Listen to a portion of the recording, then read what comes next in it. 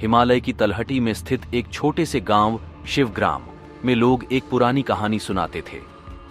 यह कहानी एक निशाचर जादूगर के बारे में थी जो हर अमावस्या की रात को जाग उठता था और गांव में आतंक फैलाता था।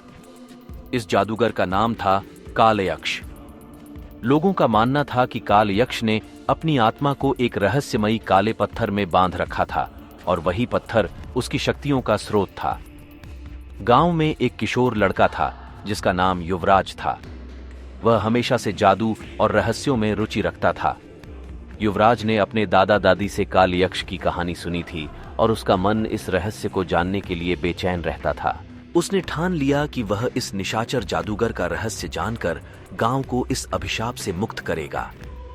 एक अमावस्या की रात युवराज अपने दोस्तों अदिति और समीर के साथ गांव के पास के घने जंगल की ओर रवाना हुआ। जंगल में प्रवेश करते ही उन्हें एक अदृश्य शक्ति का आभास हुआ। जंगल के बीचों बीच एक पुराना महल था जिसे लोग अभिशप्त महल कहते थे। महल के चारों ओर घना अंधेरा था और हर कदम पर खतरे की आशंका थी। महल के भीतर उन्हें अजीब सी आवाजें और चीखें सुनाई दी। वे डरते डरते आगे बढ़ते गए। महल के अंदर उन्हें एक पुरानी पुस्तकालय मिली जहां धूल से भरी किताबें और रहस्यमयी वस्तुएं पड़ी थीं। वहां एक पुरानी किताब में कालयक्ष का इतिहास और उसके काले पत्थर का जिक्र था। किताब के अनुसार कालयक्ष ने अमृता पाने के लिए अपनी आत्मा को उस पत्थर में बांध दिया था और उसे नष्ट करना ही उसके अभिशाप को समाप्त करने का एकमात्र उपाय था। युवराज और उसके दोस्तों ने काले पत्थर को ढूंढने का निर्णय लिया। जैसे ही वे महल के सबसे गहरे कमरे में पहुंचे, वहां एक चमकदार काला पत्थर रखा हुआ था। पत्थर को छूते ही एक जोरदार धमाका हुआ और कालयक्ष की आत्मा प्रकट हो गई। तुम्हारी हिम्मत कैसे हुई मुझे जगाने की? कालयक्ष गरजते हुए बोला। युवराज ने साहस जुटाकर कहा, हम तुम्हारे अभिशाप को समाप्त करने आए हैं कालयक्ष।